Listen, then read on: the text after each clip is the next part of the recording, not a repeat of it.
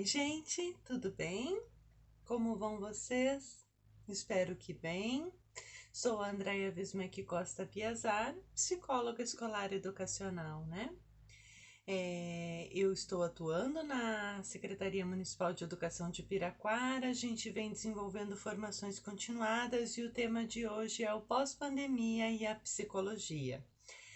Para iniciar este bate-papo, eu quero dizer que estudei alguns artigos, fiz as minhas pesquisas e o primeiro ponto de falar de pandemia é que, assim, eu tinha particularmente uma ilusão de que quando iniciou duraria meses e que após o recesso de julho estaríamos todos de volta às atividades.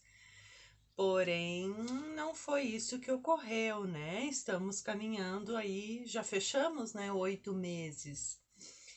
E não saberemos quanto mais virá. Então, assim, historicamente eu fui buscar algumas informações e, assim, o que vem muito é que muitos historiadores ou especialistas colocam que as pandemias têm ciclos, né? Então, ela inicia-se, tem o seu desenvolvimento, o seu desenrolar, aparecem recursos para desenfreá-la, acabar com ela e depois tem toda uma readaptação. Isso então dura em média uns 2 anos.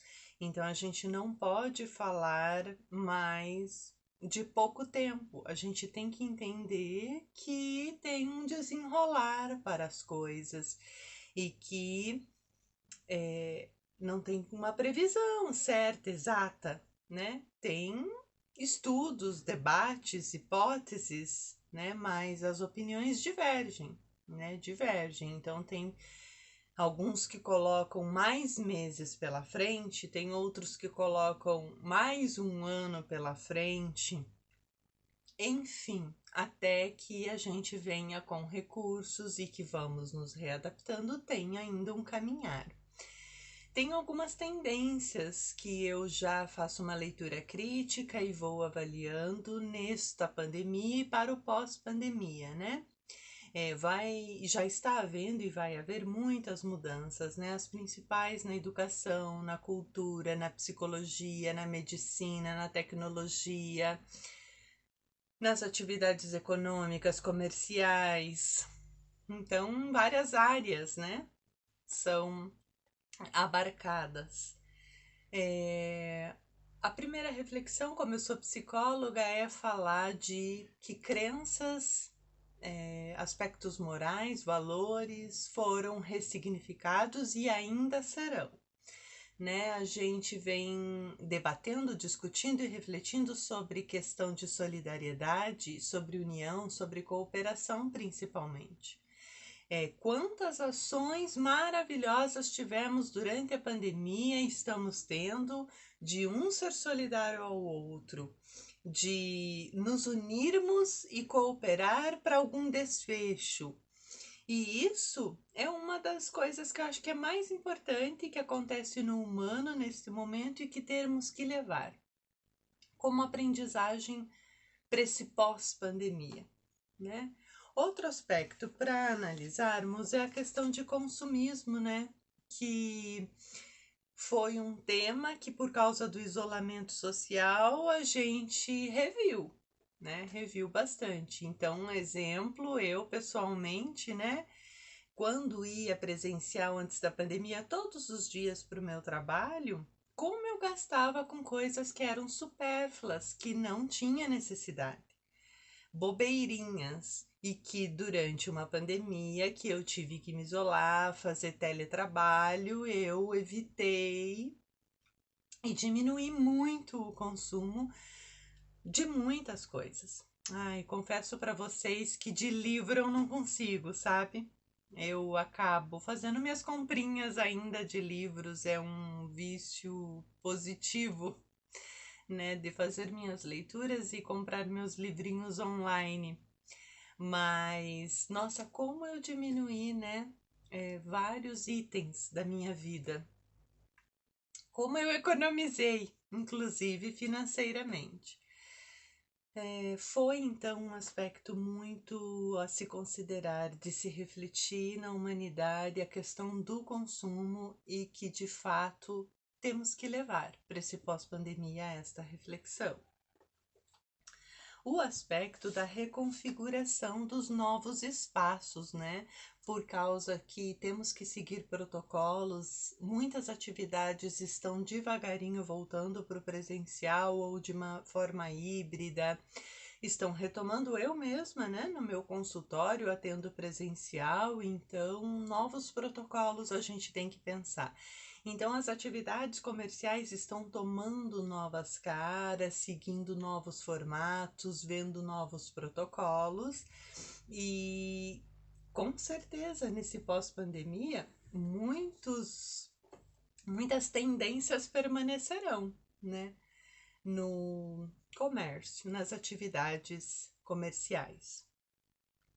Quero falar ainda também sobre novos modelos de negócios. Eu penso e faço uma leitura de que o principal foi o delivery, né? De que a gente já tinha um costume antes da pandemia de pedir coisas na nossa casa para ter comodidade, mas que isso ficou de uma força enorme durante a pandemia e que cresceu intensamente e vai permanecer. Vai permanecer porque traz uma facilidade e muitas empresas, comércios viram que até tem custo menor manter um delivery. Então, foi algo assim que veio com força. Da mesma forma, o Instagram. Eu faço uma análise de que essa rede social teve um crescimento fantástico durante a pandemia para vendas, para divulgações, e que a tendência para este pós-pandemia é ter uma força incrível, né? Vamos falar também de experiências culturais, como elas modificaram-se durante a nossa pandemia e que a gente fez tour virtual, pôde ter a experiência de entrar num museu dentro da sua casa. Então foi algo que também teve força. Os shows modificaram com o drive em uma nova modalidade. Lives na nossa casa de cantores, de músicos, artistas e que parecia que estavam dentro da nossa casa de uma maneira descontraída, num conforto. Também eu acredito que é uma nova modalidade que pode se fortalecer neste pós-pandemia. Outro próprio trabalho remoto, né? Que muitas pessoas que eu conheço já me contaram que as suas empresas já determinaram que agora vai ser só remoto, vai ser só home office. A pessoa vai trabalhar em casa. E elas também perceberam que o custo, inclusive, é menor para a empresa. Então, é uma nova modalidade que tomou força e eu acredito que vai permanecer também no pós-pandemia ou, de repente, de maneira híbrida. E daí já levo para a educação, que também o ensino à distância tomou força.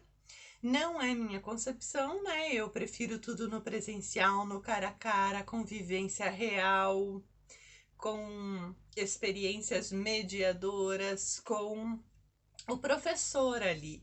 Porém, era o que dava para ser feito e eu acredito que para muitas pessoas fez sentido.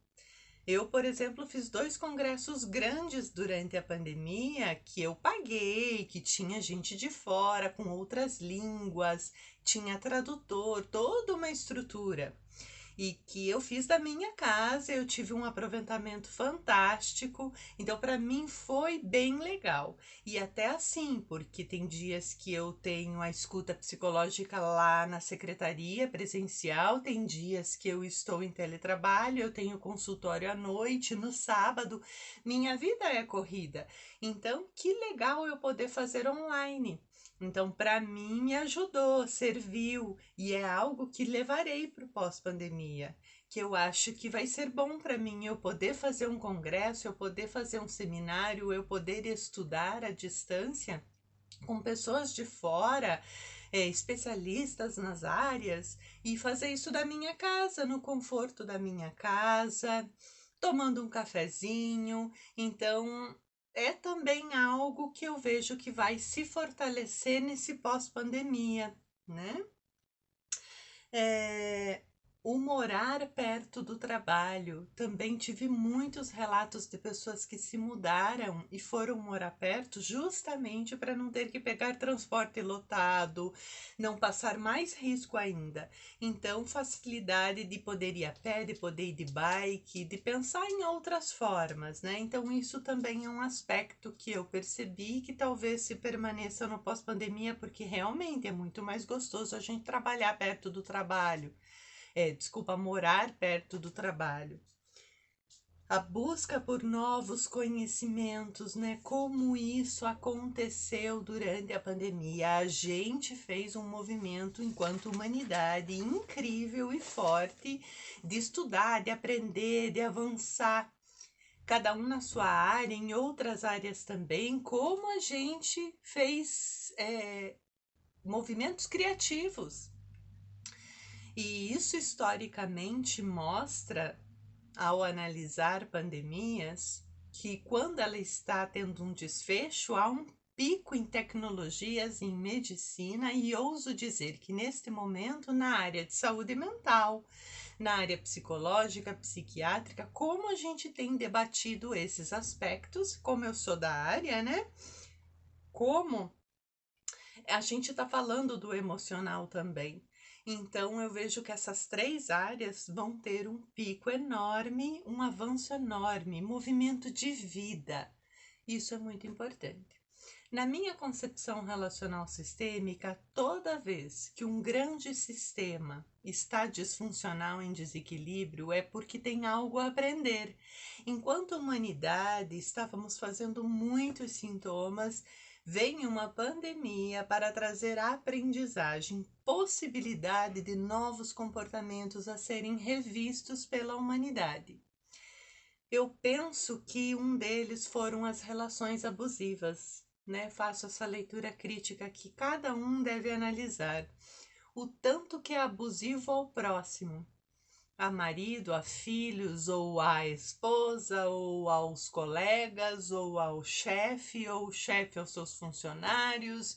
Todos nós devemos refletir sobre relações abusivas. Isso é uma grande aprendizagem. A outra que já falamos hoje é sobre o aspecto do consumismo. Como a humanidade precisa rever isso, é uma grande aprendizagem a ser feita. A nossa interação com a natureza, né, de se voltar a isso, e a gente faz essa leitura de que como quando a gente se retraiu e se isolou porque tinha que se cuidar para sobreviver, que os animais voltaram ao seu habitat, que o ar ficou mais limpo, a gente precisa também ver isso. E aí, como a gente está muito na tecnologia por causa que é o método que temos agora, né, para o momento, então a gente precisa analisar que para esse pós-pandemia, nossa, como a gente vai precisar assim se voltar para a natureza e deixar um pouquinho essas tecnologias de lado, né? Que estão em excesso, né? A questão da empatia, se voltar ao outro. Como essa pandemia fez a gente se haver com isso, né?